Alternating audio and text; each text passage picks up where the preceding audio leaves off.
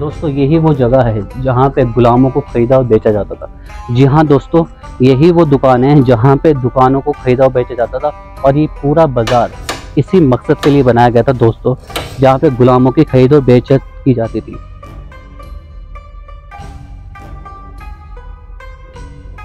आता हूँ इस बाज़ार का, वो बाज़ार जहाँ पे बहुत से गुलामों की चीखें निकली हैं।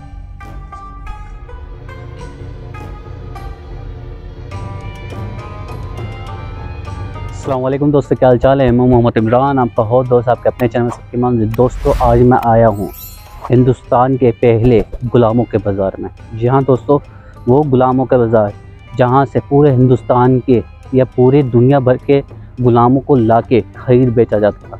जैसे कि आपने मूवीज़ वगैरह में देखा होगा, मोहनजोदारो हो या और भी ऐतिहासिक मूवीज़ हो, उसके अंदर आपने देखा होगा कि गुलामों को ख़रीदा बेचा जाता था। वो दोस्तों हिंदुस्तान के अंदर भी होता था। जी हाँ दोस्तों, आज मैं आपको दिखाऊंगा हिंदुस्तान का वो बाज़ार जहाँ पे गुलामों को ख़रीदा और बेचा जाता था। आज वो पूरी तरह से अज्ञात हो चुका है, इसके बारे में बहुत ही कम लोगों को पता है। जी हाँ दोस्तों, आज मैं आया हूँ महरौली के अंदर उस बाज़ार को दिखाने के लिए आपको, जो आज बहुत ही बुरी खंडर हालत में है। जिस बाज़ार की शुरुआत दोस्तों हुई थी 12वीं शताब्दी के अंदर। अब इसकी पूरी इन्फॉर्मेशन मैं आपको पूरा बाज़ार दिखाऊंगा, जो आज एक खंडर के रूप में बदल चुका है, और फिर उसके बारे में इन्फॉर्मेशन दूँगा। आप देख सकते हैं ये पूरा जो एरिया है, ये जो बड़े बड़े आप मोटे मोटे खम्भे देख रहे हैं, ये उस टाइम के मेन एंट्री गेट हुआ करते थे दोस्तों। यहाँ से समझ सकते हैं, ये जो मेन एंट्री गेट हुआ करते थे और ये इसके साइड के रास्ते हुआ करते थे, जो अब पूरी तरह से टूट चुके हैं, बंजर हो चुके हैं। और इसके पीछे का नज़ारा देख रहे होंगे, ये पूरा वही बाज़ार है दोस्तों। अब मैं आपको इसके अंदर जाकर पूरा नज़ारा दिखाता हूँ इस गुलामों के बाज़ार का, ठीक है। तो अपना सफ़र आगे का शुरू करते हैं। देखिए दोस्तों, अब इसका ये रास्ता बना दिया है अंदर जाने का, ठीक है। और दोस्तों यही वो गुलामों का बाज़ार था, आप देख सकते हैं कितना बड़ा बाज़ार है दोस्तों ये। यहीं पर ही वो दुकानें लगा करती थी पूरी, ठीक है। आप देख सकते हैं इनका स्ट्रक्चर भी। और यहाँ पे अब कुछ अज्ञात कब्रें भी हैं, एक ये कब्र है और 3 कब्रें ये हैं दोस्तों, ठीक है। और ये वो दुकानें हुआ करती हैं दोस्तों जो उस बाज़ार के अंदर होती थी उस समय में। आप स्ट्रक्चर देख सकते हैं पूरी तरह, आपको अच्छे से समझ में आ रहा होगा कि उस समय की दुकानें हैं।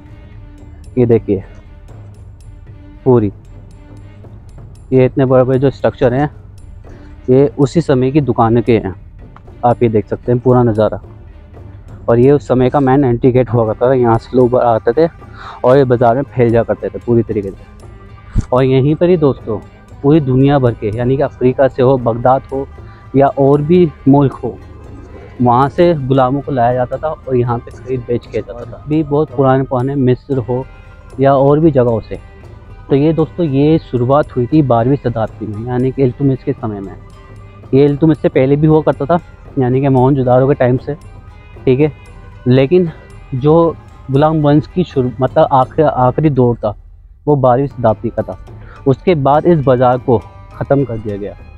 मतलब इसके बाद भी दुनिया भर में गुलामों को खरीद बेच किया जाता था, लेकिन हिंदुस्तान के अंदर वो आखिरी दौर था जब गुलामों को ख़रीदा और बेचा जाता था। समझ सकते हैं आप देख सकते हैं ये जो छोटी छोटी दुकानें हैं, ये मतलब इस बाज़ार में सिर्फ गुलामों को बेचा नहीं जाता था, और भी चीज़ों का व्यापार किया जाता, लेकिन ये एक लौता ऐसा बाज़ार था जहाँ पे गुलामों की खरीद और बचत की मतलब बेचा जाता था।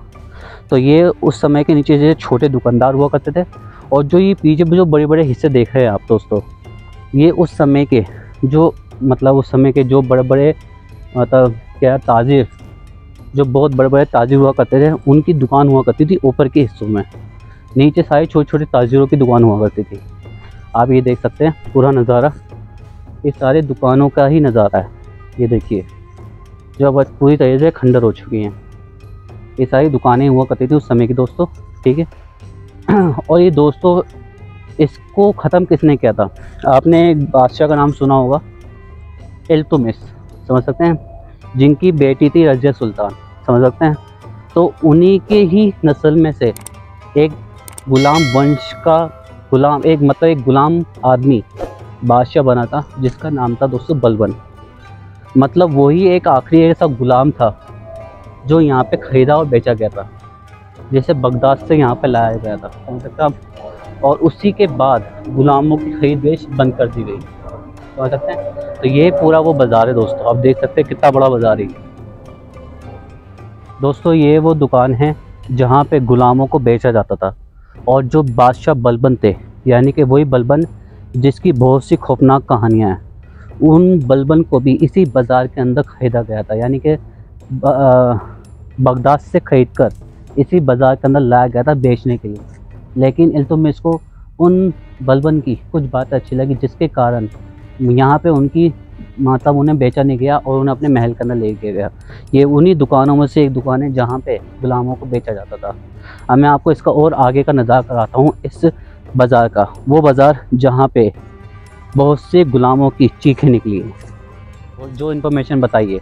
लेकिन दोस्तों इसके अंदर एक चीज़ और है, जो यहाँ पे जो हिंदुस्तान के जो गुलाम हुआ करते थे, उन गुलामों को दोस्तों दुनिया भर से लोग आया करते थे और यहाँ से ख़रीद के ले जाते थे। क्यों?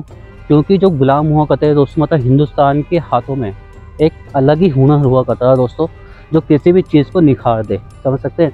तो मिस्र हो, बगदाद हो या चाइना हो, हर जगह हिंदुस्तान के गुलामों को ख़रीदा जाता था और उन्हें काम करने के लिए यहाँ से ले जाया जाता था। आप देख सकते हैं ये वही बाज़ार है दोस्तों जहाँ पे हिंदुस्तान मतलब दुनिया भर के गुलामों की खरीद बेच की जाती थी।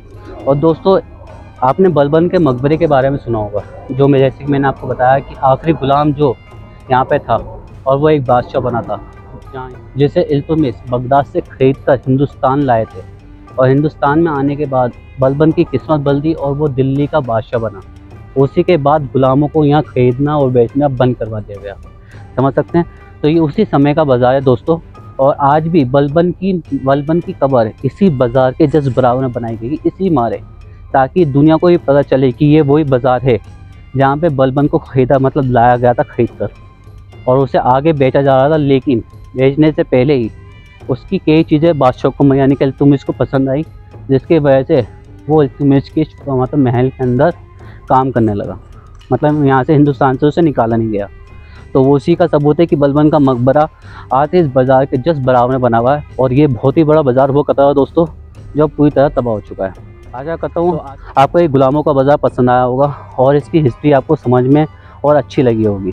इसका ब्लॉग दुनिया में मतलब यूट्यूब पे किसी ने नहीं डाला दोस्तों, क्योंकि इस बाज़ार के बारे में किसी को मालूम ही नहीं है, समझ सकते हैं कि ये एक बाज़ार है और ये किस तरीके का बाज़ार है और किस मकसद के लिए इस बाज़ार को बनाया गया था, समझ सकते हैं। तो आशा करता हूँ आपको ये वीडियो पसंद आई होगा। आप चैनल पहली बार आए तो इस चैनल को लाइक करें, सब्सक्राइब करें, शेयर करें और इस बाज़ार के बारे में और मेरे चैनल के बारे में ख्याल से कमेंट जरूर दीजिए। तो मिलते हैं अपने एक नए ब्लॉग के साथ, जब तक अपना ध्यान रखिए। अल्लाह हाफ़िज़।